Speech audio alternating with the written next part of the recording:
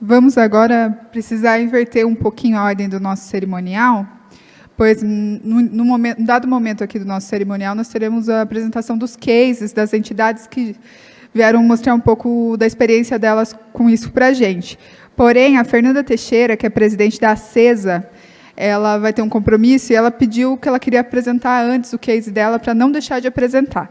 Então, ela vai vir aqui apresentar rapidamente o dela e depois nós partiremos para a palestra. Boa tarde a todos. Me desculpe pela quebra do protocolo, mas para a gente é um prazer e uma honra estar aqui com todos vocês hoje à tarde. Meu nome é Fernanda, eu sou presidente da ACESA desde 2017. E eu vim contar para vocês uma história que, na verdade, hoje a gente utiliza das leis de incentivos com muita frequência e com muita tranquilidade na utilização. Não foi fácil a gente entender, aprender, porque é uma técnica específica, mas hoje é um recurso extremamente valioso para a nossa entidade e foi isso que eu vim compartilhar com vocês. Para quem não conhece a ACESA é uma entidade que tem 21 anos, que fica no município de Valinhos, na Fazenda Capoava, que fica no centro, praticamente no centro da cidade. Eu trago algumas fotos, a gente tem um casarão modernista na nossa fazenda, então a gente é brindado, né, de estar num espaço tão bonito.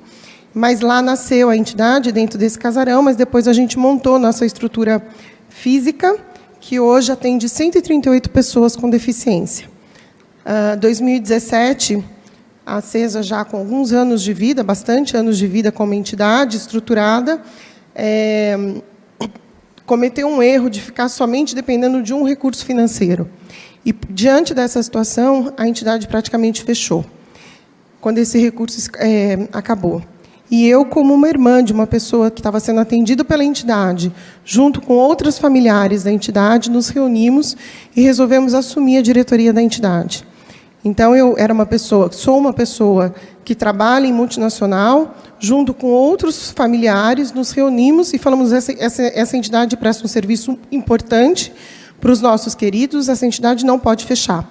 E, diante disso, nós fizemos um movimento de assumir a entidade, uma entidade que estava com as contas no vermelho naquele momento, e buscar fundamentos financeiros para dar continuidade ao atendimento que essas crianças tinham na nossa entidade. E hoje nós estamos aqui, ou seja, então a gente tem realmente muita coisa boa para contar. Naquele momento, uma coisa que eu percebi é que a entidade tinha um histórico muito correto. Então, a gente tinha diversas certidões e certificações que nos habilitavam a buscar recurso. Isso era muito importante para aquele momento que a gente estava vivendo e continua sendo importante até hoje. A gente acha que documentação é um detalhe, mas não é. No momento que a gente vai buscar fazer uma parceria pública, a gente tem que ter toda a documentação em ordem. Eu vim da iniciativa privada de uma empresa multinacional e eu aportava, eu decidia quais eram os projetos que a minha empresa ia patrocinar, porque eu sou da área de marketing. E eu sabia que existia esse recurso disponível.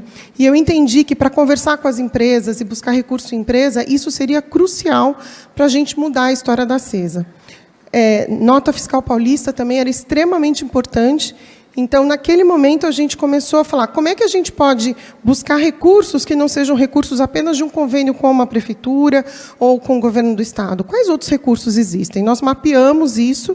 E aí, nota fiscal paulista hoje é 14% da arrecadação da nossa entidade, um recurso extremamente importante, e leis de incentivos são em torno de 60% da nossa entidade. A gente tem vários projetos de leis de incentivos que nos ajudam a manter e dar condições de dar um atendimento nesse nível para as crianças aqui do município, né? Então, a gente começou... Existia um histórico, e isso foi muito importante, porque quando você fala, eu atendo pessoa com deficiência, mas como é que você vai fazer um projeto cultural para uma pessoa com deficiência? Como é que você vai fazer um projeto esportivo?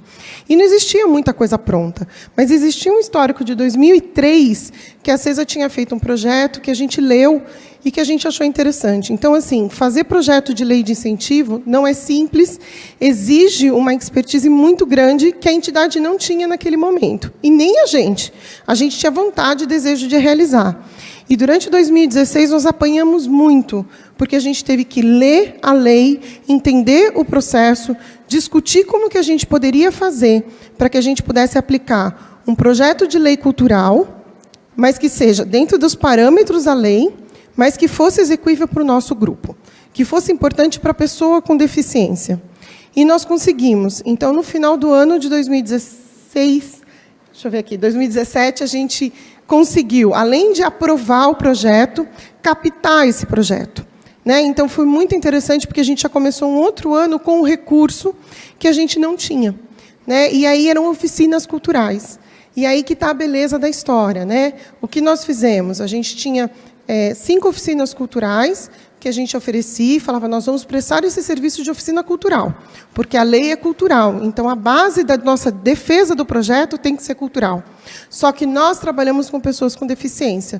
Então, no momento que eu vou para uma oficina de teatro, eu preciso de um fisioterapeuta do lado da criança para que ela possa conseguir fazer os movimentos necessários.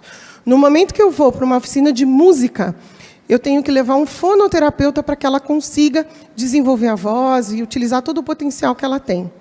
Essa é a beleza do nosso projeto, esse é o cuidado que a gente tem, porque a gente quer prestar um serviço, quer cumprir a lei, quer fazer todos os requisitos necessários e importantes, mas a gente também tem o nosso principal objetivo, que é cuidar da pessoa com deficiência. E de lá para cá, a gente tem diversos projetos, a gente ampliou, nós saímos da lei cultural, da Lei Federal Cultural, e quem participa desse projeto sabe que não é simples, exige aí toda uma documentação, toda uma prestação de contas, e eu agradeço muitíssimo o Veiga, que nos ajuda demais, porque são relatórios e relatórios, prestações de contas a cada mês, trimestre, uns sistemas que, às vezes, a gente tem vontade de jogar na parede, porque não funcionam, sistemas de governo, às vezes, um pouco mais arcaicos, mas a gente tem que prestar contas, porque a gente sabe que, se a gente faz bem um projeto, a gente continua com a nossa documentação e nos habilita para que a gente possa seguir para os próximos projetos. Nós saímos da Lei Rouanet, que é assim dita, a Lei Federal Cultural, nós fomos para a Lei Estadual Cultural, depois nós fomos para a Lei Esportiva, e depois a gente conseguiu o nosso ápice, que era o PRONAS, que é a Lei do Ministério da Saúde. E aí nós já estamos agora no nosso segundo projeto dentro do Ministério da Saúde. E tem inúmeras outras leis que possam nos beneficiar, mas a gente tem que fazer tudo com muito cuidado e muito critério. Às vezes eu falo, gente, é complexo, como se a gente tivesse uma contabilidade, uma prestação de contas independente dentro de uma conta única de uma entidade. Ou seja, é muita complexidade para uma entidade tão simples, né? Mas é extremamente importante a gente ter essa capacidade de realizar. Porque hoje, né, a gente tem já diversos projetos que já foram realizados, um benefício real entregue às nossas crianças e alguns projetos que a gente já tem aí construído para o futuro, para que a gente possa, cada vez mais, entregar um serviço de qualidade para as nossas crianças.